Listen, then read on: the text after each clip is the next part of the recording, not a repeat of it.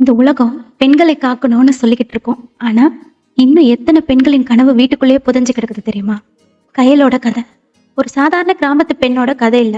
அமைதியா போராடிய 1000 பெண்களோட முகம். பள்ளிக்கு போன அந்த சிறுமி படிக்க ரொம்ப ஆசைப்பட்டா. ஒரு நாள் டாக்டர் ஆகணும் அப்படின்ற கனவோட இருந்தா. ஆனா வாழ்க்கை அவ கையில புத்தகத்துக்கு பதிலா கல்யாணம், சமையல், பாத்திரம்னு கொடுத்துச்சு.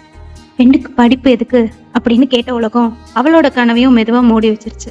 ஆனா அவ மனசுக்குள்ள இருந்த அறிவின் தீ மட்டும் ஒருபோதும் அணையல. இரவுல எல்லாரும் தூங்கிய பிறகு ஒரு சிறிய விளக்கின் வெளிச்சத்துல கூட அவ படிக்க ஆரம்பிச்சா.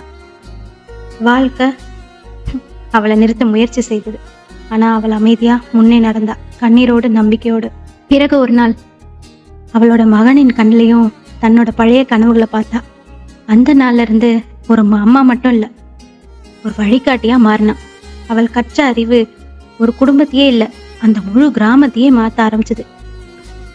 ஒரு காலத்துல பள்ளிக்கு போக கூட அனுமதி கிடைக்காத இந்த பெண்ணு இன்று பல பெண்களின் கல்வியின் அர்த்தத்தை சொல்லி கொடுத்துட்டு இருக்கா. அவள் கத்தி போராடல, அமைதியா வென்றா. ஏன்னா ஒரு பெண்ணின் கனவு வென்றால் அது அவளோட வெற்றி மட்டுமல்ல, அடுத்த தலைமுறையின் வெளிச்சம். ஆனா அவங்க அப்பாவுக்கு இப்ப புரிஞ்சு மன்னிப்பு கேட்கறதால எந்த பிரயோஜனமும் இல்லை. கண்கள்ல வருத்தம் உண்மையானதுதான், ஆனா அவ உடைஞ்சதுதான். அமைதியா அழுத அந்த பெண்ணு இன்னைக்கு பல பெண்களோட தைரிய குரலா மாறி இருக்கா.